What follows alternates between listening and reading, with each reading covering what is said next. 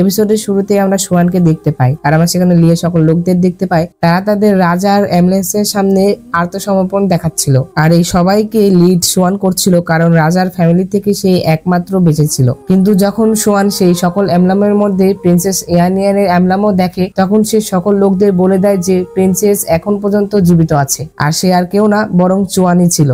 অর্থাৎ সে রাজকুমারীর কথা বলছে আর কি। আর রাজকুমারীর আরেক নাম তো চুয়ানি, সেটা তো তোমরা জানোই। আর তখন সবাই রাজকুমারীকে জিজ্ঞাসা করে যে সেই কি তাহলে প্রিন্সেস? আর তখন জিচাং রাজকুমারীকে সেখান থেকে নিয়ে যায় আর তার কাছে ক্ষমা চাই সোয়ানের জন্য। আর তখন রাজকুমারী বলে যে আমিও সবাইকে সত্যটা বলতে চাচ্ছিলাম। এর পরবর্তীতে আমরা দেখতে পাই জিচাং সোয়ানের বাসায় এসেছিল, কিন্তু সেখানে সোয়ান ছিল না। তখন সে সোয়ানের মায়ের কাছ থেকে জানতে পারে যে সোয়ান চলে গেছে, কিন্তু সে কোথায় গেছে এটা কেউ জানে না। অন্যদিকে আমরা সোয়ানকে দেখতে পাই যে কিনা মাউন্টেন ছেড়ে চলে যাচ্ছিল। তখনই সেখানে তার পিছনে অনাথ চলে আসে আর সে তার গলা ধরে তাকে বলে যে তুমি আমাকে ধোকা দিয়ে ঠিক করনি, আমি অনেক সময় ধরে বোতলে বন্দি ছিলাম, কিন্তু এখন তুমি আমার থেকেও বেশি ব্যথা অনুভব করবে। তো এরপরে অন্যদিকে আমরা রাজকুমারীকে দেখতে পাই, সে মিনিস্টার জো এর কাছে এসেছিল। তখন মিনিস্টার জো রাজকুমারীকে দেখে বলে যে আমি তোমার মুখ থেকে শুনতে চাই, তুমি কি সত্যি লিয়ের প্রিন্সেস? আর এতে রাজকুমারীও বলে দেয় যে কিভাবে তার মাস্টার তার চেহারা পরিবর্তন করেছিল আর ডেমনদের সাথে লড়াই করা শিখিয়েছিল। এটুকু বলে রাজকুমারী যখন সেখান থেকে চলে যাচ্ছিল, তখন সেখানে লিদের সকল লোক চলে আসে আর যারা কিনা তাদের সকল কথা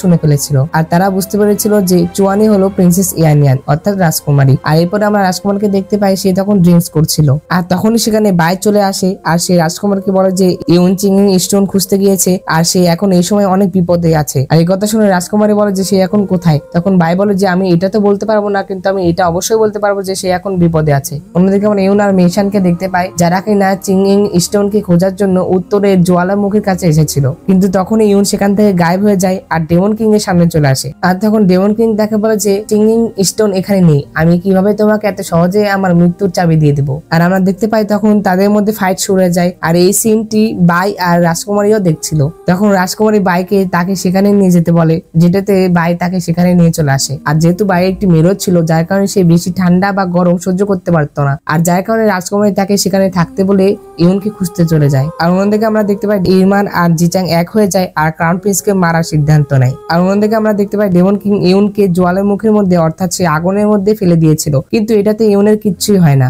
আর তখন ডেমন কিং বলে যে তুমি তো মরবে না, কিন্তু রাজকুমারী তো মরতে পারে তাই না? সে তোমাকে বাঁচাতে এখানে আসছে, তুমি তো আগুনের কাছ থেকে বেঁচে গেলে, কিন্তু সে তো একজন সাধারণ মানুষ, সে বেশিক্ষণ এখানে টিকতে পারবে না। অন্যদিকে ইরমান আর জিচাং তার দুটি সাথীকে নিয়ে অনার অর্থাৎ ক্রাউন প্রিন্সের বেজে চলে আসে। আর তখন তারা তাকে দেখে সেখানে লুকিয়ে পড়ে। আর তখন আমরা দেখতে পাই যে অনার অন্য একটি সাইডে চলে যায় আর সেখানে আমরা ক্রাউন প্রিন্সের বডি দেখতে পাই আর সেখানে ডেমন কিংও চলে এসেছিল। তো এরপরে ডেমন কিং ক্রাউন প্রিন্সকে বলে যে তুমি তো